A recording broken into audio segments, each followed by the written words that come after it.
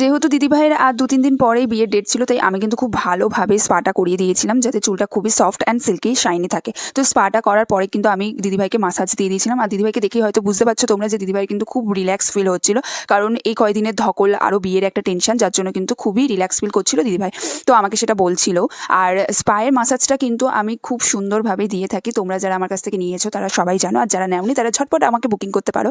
আমি কিন্তু এখানে দিদিভাইয়ের ফুল ব্যাকটাও আমি মাসাজ করে দিয়েছিলাম যাতে দিদিভাই খুবই রিল্যাক্স ফিল করে। তো মাসাজের কিন্তু এখানে আমি পুরো ভিডিও ক্লিপটা নিয়ে নিই, তাহলে ভিডিওটা অনেকটাই লং হয়ে যেত। কোনো এক সময় পেলে আমি অন্য কোনো ক্লায়েন্টের মাসাজের ক্লিপটা তোমাদেরকে অবশ্যই দেখাবো। তো মাসাজ দেওয়ার পরে কিন্তু আমি হেয়ার স্টিম দিয়ে দিয়েছিলাম। স্টিম দেওয়ার পর কিন্তু আমি শুরু করে দিয়েছিলাম পেডিকিওর।